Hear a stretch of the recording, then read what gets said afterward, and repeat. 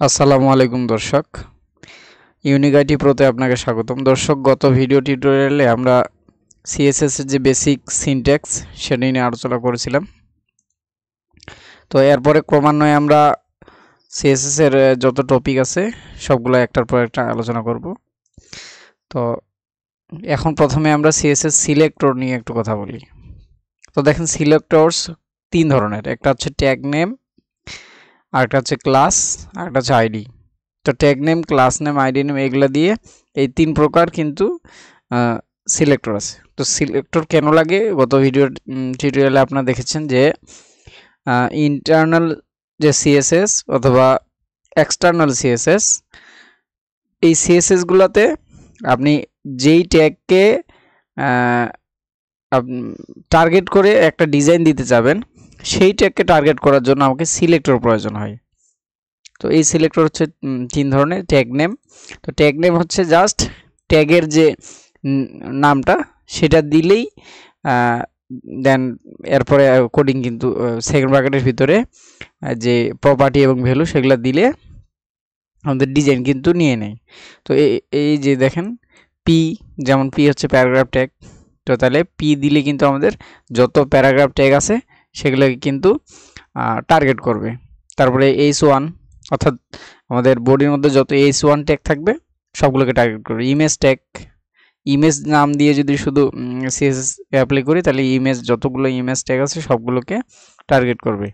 তারপর deep tag, তো deep tag আমরা জানি যে অনেকগুলো কন্টেন্টকে ডিভাইডেড অর্থাৎ ভাগ করে নেওয়ার জন্য ডিপ ট্যাগ প্রয়োজন হয়। তো ডিপ ট্যাগকে আমি কিন্তু সিলেক্টর হিসেবে নিতে পারি।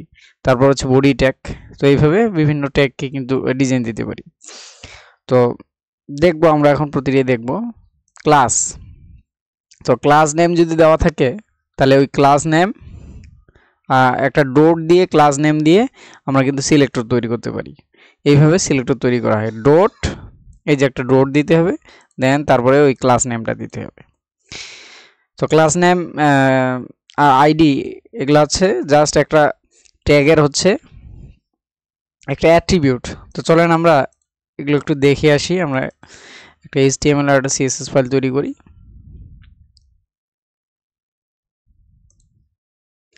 তো এখানে একটা HTML নেই, ইন্ডেক্স,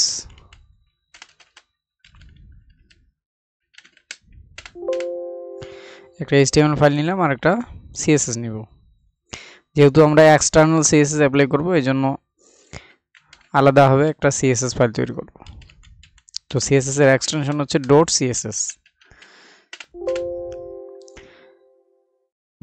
তো এই দুটাকে আমি এখন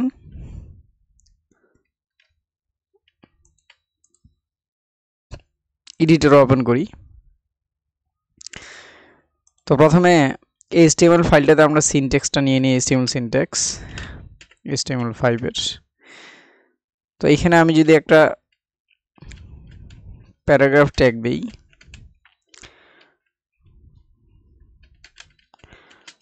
হাই দেয়ার লিখলাম,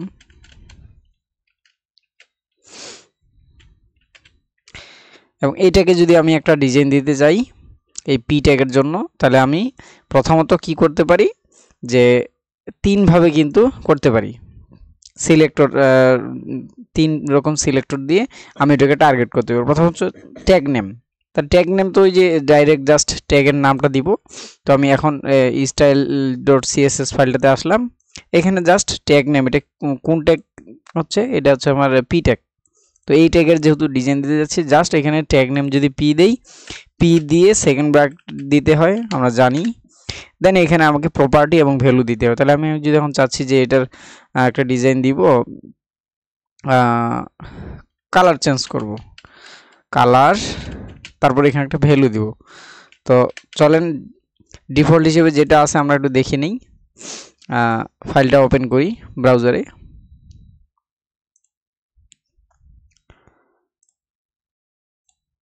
index.html ফাইলটাকে ব্রাউজারে ওপেন করলাম।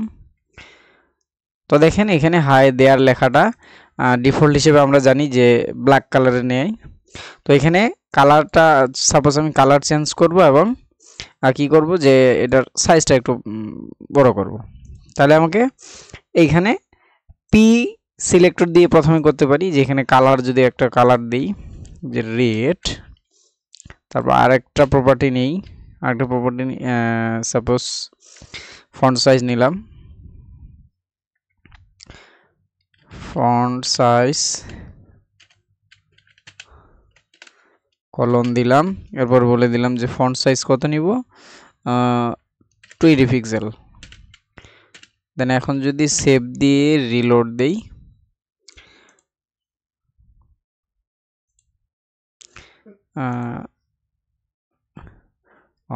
সরি এখানে আমাদের এই স্টাইল ডট সিএসএসটা এইখানে দেখেন, আমরা জানি স্টাইল ডট সিএসএস হচ্ছে এক্সটার্নাল, যেহেতু আলাদা একটা ফাইল, তো এটাকে লিঙ্ক আপ করাতে হয় কোথায়, হেডের ভিতরে টাইটেলের নিচে। তো আমরা এটা কিন্তু করি নাই, তাহলে লিঙ্ক, এবং অবশ্যই এটার রিলেশন হবে স্টাইল শিট, আর এইখানে আমাকে এই রেফারেন্স বলে দিতে হবে যে ফাইলটার নাম কি, স্টাইল ডট সিএসএস। এখন যদি সেভ দিয়ে রিলোড দিই, দেখেন স্টাইলটা কিন্তু এখানে ধরে নিবে, এই যে দেখেন। তো এইখানে আমরা একভাবে করলাম যে এই পি ট্যাগটাকে আমরা টার্গেট করলাম কিভাবে, আমরা এই সিলেক্টর ব্যবহার করি ট্যাগ নেম দিয়ে। তো এইটাই আমি যদি এখন ক্লাস নেম দিয়ে যদি করতে চাই, তাহলে কি করতে হবে, তো আমাকে প্রথমে একটা ক্লাস নেম দিতে হবে এই ট্যাগের ভিতরে। তো ক্লাস নেম, এটা যেহেতু ক্লাস আইডি এগুলো যেহেতু অ্যাট্রিবিউট, তাহলে ওপেনিং ট্যাগের মধ্যে দিতে হবে। তাহলে এখানে প্রথমে লিখব ক্লাস লিখে আমরা জানি অ্যাট্রিবিউট লেখার জন্য ইকুয়াল, তারপরে ডাবল কোটেশন দিতে হয়, এর ভিতরে ভ্যালু। তো আমাদের ক্লাস দিলাম, ওই ক্লাসের একটা নাম দিব। এখন এই ক্লাস নেম দিলাম সাপোজ এফ টেস্ট। সেভ দিয়ে আমাকে এখন এই যে এই ক্লাস নেমটা ব্যবহার করতে হবে, তাহলে এটাকে কপি করলাম। তো দেখেন এই ক্লাস নেমটা কপি করে নিলাম, এবং এইখানে আমি এখন পি এর জায়গায় ক্লাস নেম দিব, ক্লাস নেম দিলাম। এখন যদি সেভ দিয়ে রিলোড দেই, দেখেন নিচ্ছে না, কারণ এখানে আমরা একটা ভুল করেছি, যে আমরা এখানে দেখলাম যে ক্লাস নেম দিতে হবে, কিন্তু তার আগে একটা ডট দিতে হবে। তাহলে এই ডটটা না দিলে কিন্তু নিবে না। তাহলে আমি এইখানে একটা ডট দিই, তাহলে এখানে একটা ডট দিয়ে দিই, তাহলে ডট। এখন সেভ দিয়ে যদি রিলোড দেই, এই যে দেখেন আমার স্টাইলটা কিন্তু নিয়ে নিল। এখন চাচ্ছি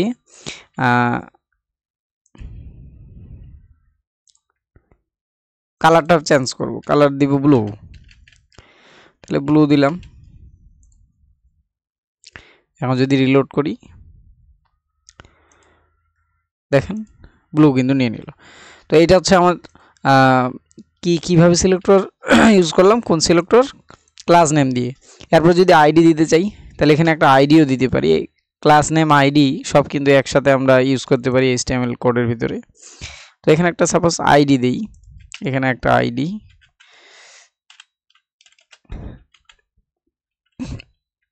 এটা আইডি দিলাম